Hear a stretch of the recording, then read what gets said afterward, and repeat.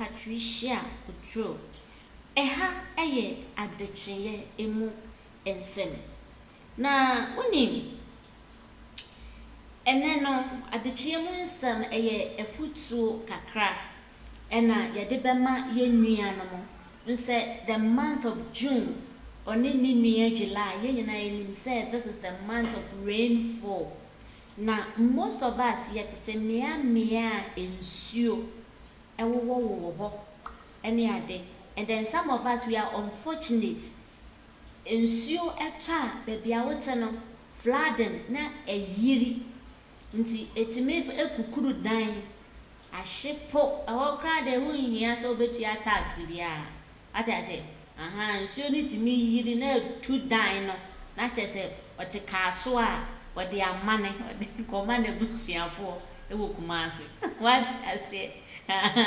Enti obaba na chese o bags ne o japade na yeze wo ni nyina no nsuo na ahyepo ni nyina kama na chese o di free eyi dodo wa o de koma onua na wo sehwe no wa ye no e friend ne say wa hyepo ne kama ono anka say ye delivery no the amount ai flooding no netimi hyepo ne mama o wi a wa say ye delivery nice one na o the amount. In fact, yeah, kind of say no. Sometimes we should be na areho, but any many boy you see is sukra na yijaya day him because sometimes we share flood and nibia.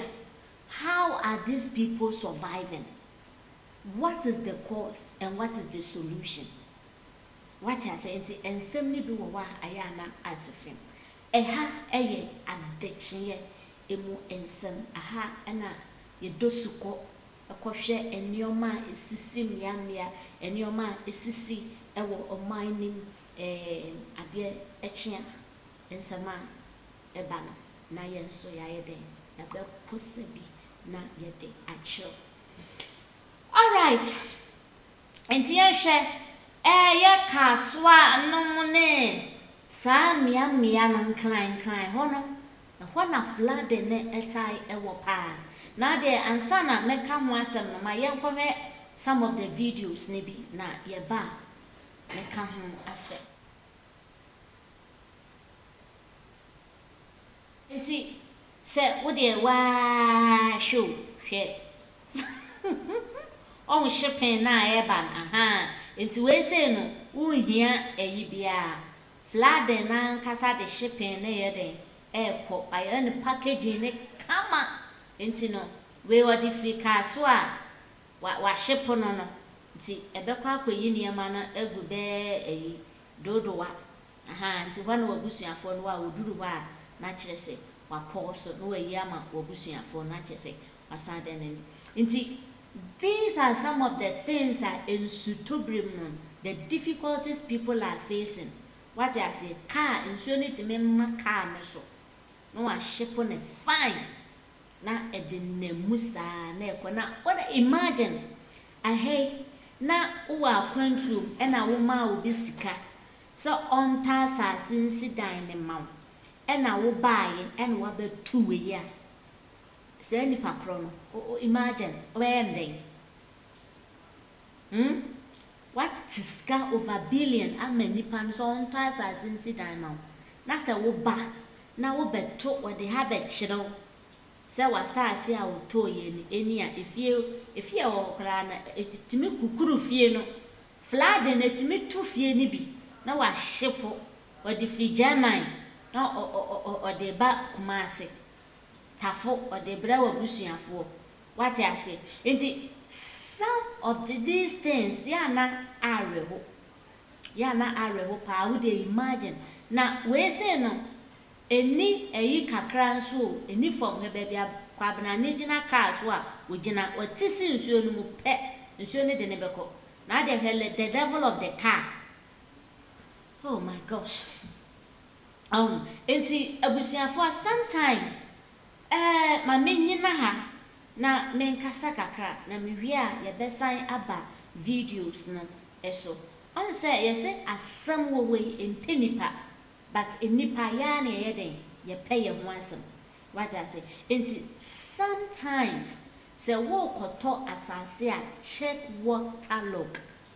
waterlogged areas ebia ye beton asase na ma fofofo no wani age oh asase we enti most of times unim de ebi moye ebia akwaje onua na sende ne bia 1 billion fato plot na mame nti obekọ sa waterlogged area no no de ama ne be 500 na chese de aka no wa pocket wenim se wanya ne fo at the end of the day one check whether it's a waterlogged area and I say a way a safe place at that chimbiano in case of flooding obey safe and I say oh you safe enti say ye koto asase a ebusuafo ye wo ade bia ye for future enye present ye wo nsunsuanso bia animanimu nana sunsuanso na enye den enyine ho but years to come what I say enti na ya na mpanifo kan say bi say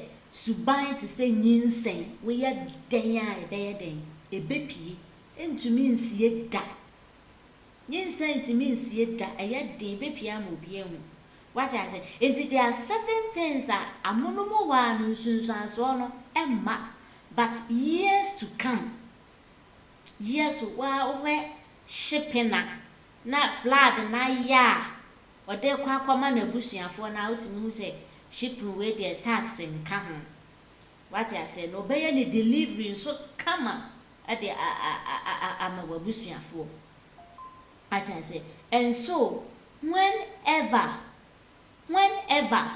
we are buying lands mama yen check your friend is saying mama yen check waterlogged areas no said the beya dachi bino bo wa 10 years to come 15 years to come 20 years to come afena na eyi ne ho ebedi eyi ne ho ntem ebedi enso yi ne ho later ebedi enso o wa wese dan na wi akwetena hu bia 1 year 2 years no one say ensuo to kese pa wo say leaking ashase eba ti leaking no wa mpa ho asema ama obehu a I heard to the next time no beba no na I increase what I say enti ebusuafo mama yeni na ho when it comes to buying of lands we menye sure say all kwa akoto no odwene we hu say ochina bi ebetumi ayeden esi enti now what are the causes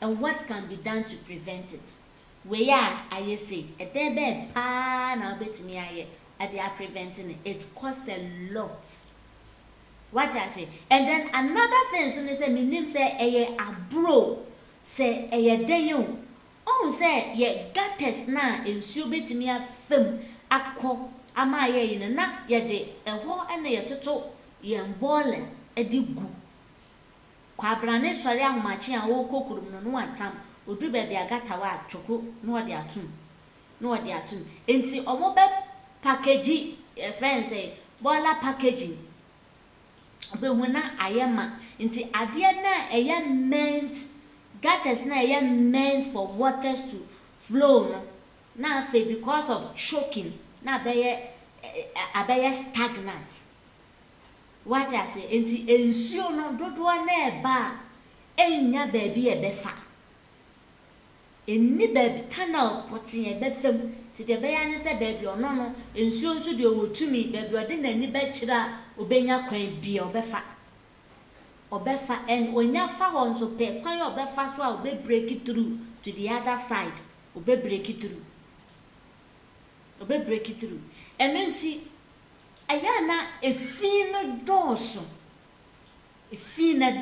niam bi se ye kan aya na eyese but on mine no ye nyina na ye tim niam bi wo no ma ye hu a aya na me kana ye kana but then eye boapaye nti wo sori akwakoto ogu ame aje se 10 cedi o se 5 cedi no wonnam oduru abonto obo okra na oduru obi mfikyire echi a wo ato ne bola ato atwene ho wo twam no okọ otam bola oduru obi dan echi wo agya ya to ho pa wo na ekoro no this is omaya yeden yetim na aya na ye yen se obi na ye na bro Young cousin, ye dear mobro, because at the end of the day, what they shall do. Shinsui pie, imagine communities now a war.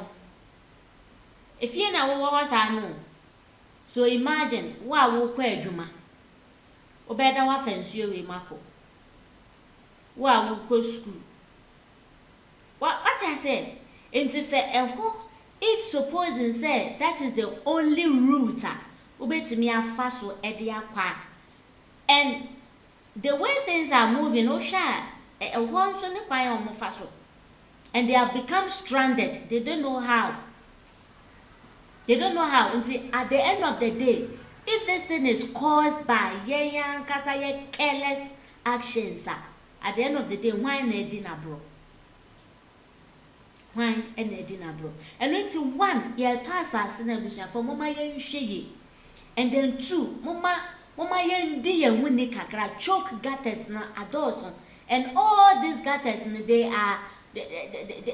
were made by men. Come men at in a home man and mema. Men can say a mema, and mostly a mama too rapid to go at me a ma. A ma.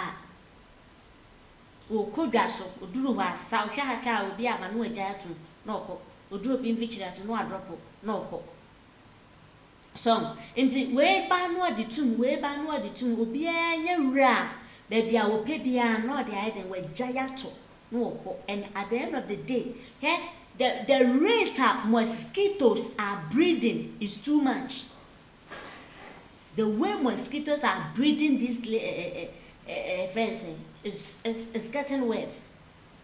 The beyond tum and tum wodin baby out in ni cran and dance and tum bebao. Now what do you say? Choke gutters, stagnant waters, and a fear adore our young put them on your mantem. Tina Yariana Dawson. Am I Yarian so I think at Dawson? And it's a bushel for now there's this video and no you to me fan can oh shit baby can see na memo kwafom na omutiri ye ne articulate bia na airco. And then the man has to stop na oyiyi sa private car no fo no e de share ono a good side no e de omutwa. And na ma me penny ye twe na free your friends a front lane wo de na fro. I said some of the things because ye nsi o ma car name mem na emem so ani nipa wo mu nyina na emem. And so mo question so na say definitely wow wo nya dey wo car you can't survive. There's no way you can survive. There's no way you can survive. And then see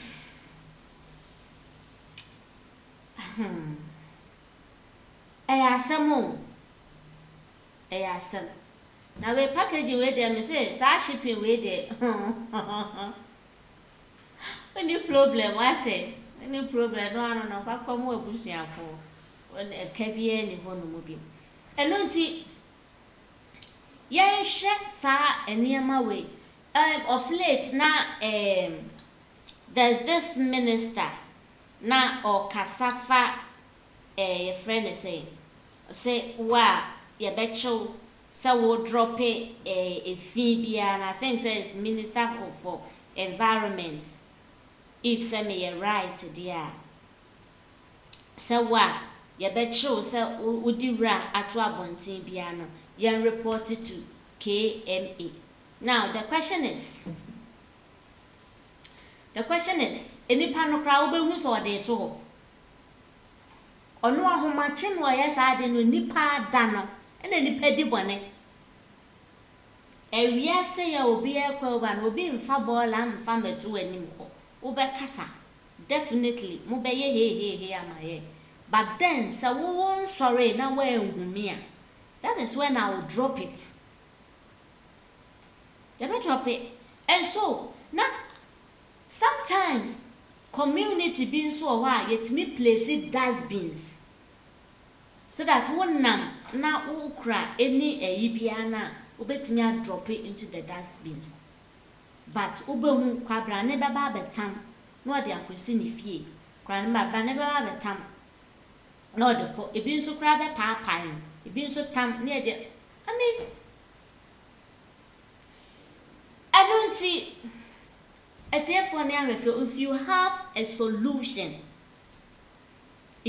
solution, pass to the comment section. Because this thing is getting worse. And some of us are not, and maybe say experience it. What I said now, those people who are around these waterlogged areas, they should be more concerned about their children. I remember last year, and even I think this year, problems be to rise, a flood say ama if you found crack, edo mo ye de echo, o mani bombs na mbofra no o mo ye nyame dia.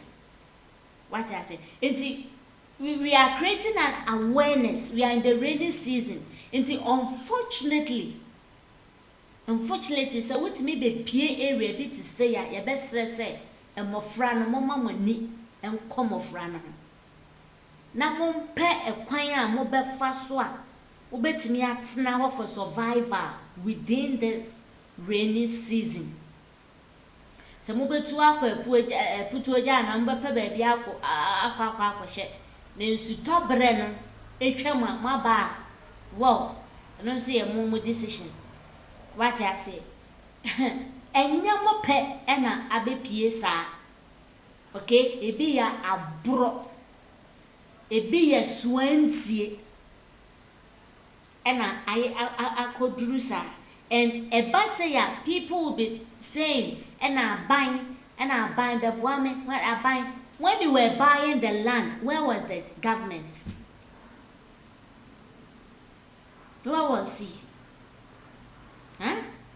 Abra wutu asase ne ka wuti boat nyina no sa baban no sa abra no Norway o to ade a wo beta fakato kaso to papa preku fakato kaso to papa preku o to asase a to asase papa preku to de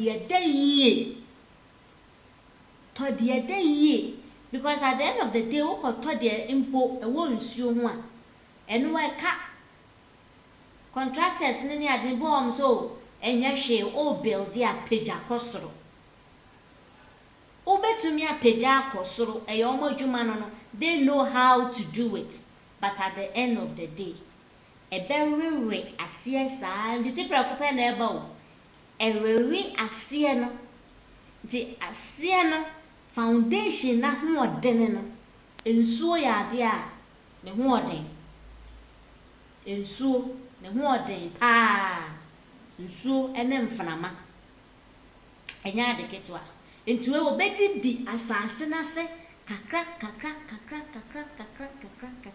entiwe enya dakoro na fitin ya abeyese yo enya dako ene fitin ya abeyese enti abusuafo we are just creating awareness. The children, take care of the children just in case so unfortunately you end up staying at places like this. Show nusuye shamofrano suhungi na de edepa because when ade that way so wo sha e ho prize only a road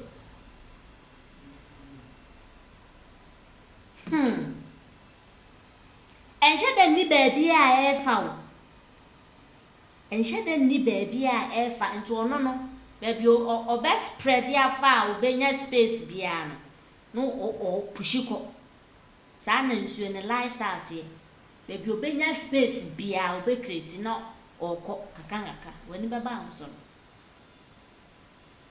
enonti enne Adekye3 Mu Nsem mpese mekasa bebre. I just want to create an awareness for parents to take care of their young ones so that most of parents who has little ones will not end up like others who have lost their children in flood. Meaning say out of careless, out of ignorance, and I say a sign and a betrothed sanko for ne dear. But then, and now a sign and a two.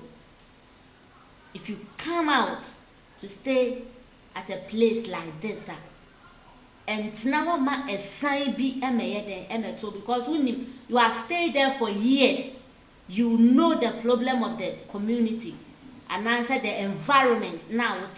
When it rains, you know it. You know it. And so by now, what taking strategy? Well, when you strategy, we to media survival in times like this. In times like this. And so the question is, who is to blame? Yen blame yaban. Yen blame ukroma. Why never blame no command? Yen blame KM for. Why and yen blame no? And fan command. So, wow. Adekye3 Mu Nsem. Now, yaka we na Oredos construction. And so to one sa efro. Say when it comes to architectural drawing, site planning, 3D rendering, construction work, interior designs, Oredos Construction Limited. Almost say, your friend is saying, what dying is seeing it there? Main sign won't na say, o contact woman or move shower dino if we assassinate from planning any home construction. What I say, so better assassin now will be see and answer will be see every SCSC Munina. Oredos say in Chawombo, a drew season say ya, she shall almost now omuncha a Jumanu Yopo and Famau. Ti Oredos on Kofa Assasia ensure Ayaso Chaka and Fa and Mount. The Oredos say from 0592 954 689 so na afe anyone so any ensa so so na Epoch Engineering Solutions, and they also deal with domestic and residential wiring, commercial wiring, smart home automations, industrial automations and control, panel design and installations. It's Epoch Engineering Solutions. Almost say when it comes to CCTV decoration, almost a year, a pabene, a solar panel installations, and also so what one sa every one also a bit chow yobo. Into Abra Oredos, a still no, I am one near my baby, a mountain, not just say Epoch Engineering. So I be yet your friend is saying, your friend says solar panels na ama na wabaye wire efie no soro nyina ama owia wa hyehyɛ CCTV cameras enso ahye hɔ ama ofie no edimu eno nti wo pe Epoch Engineering Solutions a wa frɛ won ɛwɔ 0248708620 ti wo frɛ na the number you are trying to reach is currently switch off. Ubetumi after 0506192771 Epoch Engineering Solutions. And no so and I want Mama Doris Boutique. I and so and Yama Omoton Ewo Enyina Ewo video no in. Until we say, wouldn't hurry if your baby could be a Ubinia Humpa, one home bagia. And then no Echo come. O kwani kubu bisa na ba da ben in everybody everybody Mama Doris no mo bra na mo so mo nema e wo kama sansu na mam papwa de da be gina so de ori ko ayi pro de ori ko party de ori ko ehun ko na liko be bia liko bia ubinya ho papwa ne ho bag ya ene no e ko kama o kwani kubu na o baga e mai e di group wonsa ehim e wo kwan ho de pe ba e wo Mama Doris Boutique pepe deɛ abaso open list kama pa material ahogo yɛ a wɔpɛ sɛ wɔtɔre kama yɛ biara nso bra mama Doris boutique benya ntare a ɛno nso ɛpɛ paa mama Doris ɛwɔ yi mama Doris ɛwɔ party kijes junction ɛkwan yɛde kɔkɔkɔ no sisi ha no a mama Doris efi edi kan ɛtɔ so mmienu ɛnan na yɛ abɔsan sɛ bi ne mama Doris ɛwɔ fɛ no ɛwɔ 0244 2922 12 0244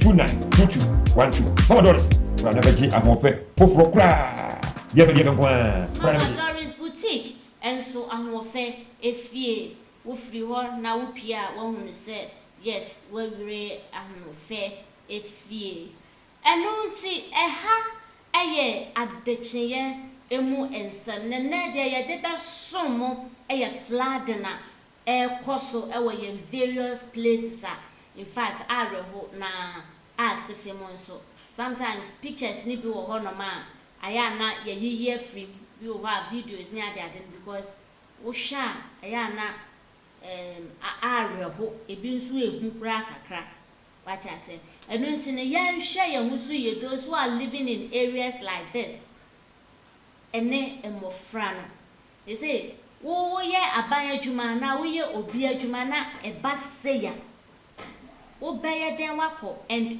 if supposing say you are to report at let's say 7 o'clock 7:30 na nsuo no ɛyiri say how are you going to report at that time nsuo na ka no pa adwuma no kra so obetumi akomponi ɛna wakɔ report time a adwuma no ɛde ama untumi enti yɛ yafam de kakra yebetumi ayɛ de a prevent eniema bi te say no moma yenye sɛde bɛya asetena mu yɛnso yɛ ho bɛyɛ den ɛbɛ ha yɛ kakra enye bibia na aban bɛba bɛyɛ ama enye bibia na KMA bɛba bɛyɛ ama enye bibia ya na cause problem no and we can also give solutions to our own problems ɛno nti afei ɛna wabɛpie yɛ video yi so a Adekye3 Mu Nsem ɛyɛ mosomfo madam part ɛha ɛna mede wo ebesi china odoma kuma ɛyɛ yadoma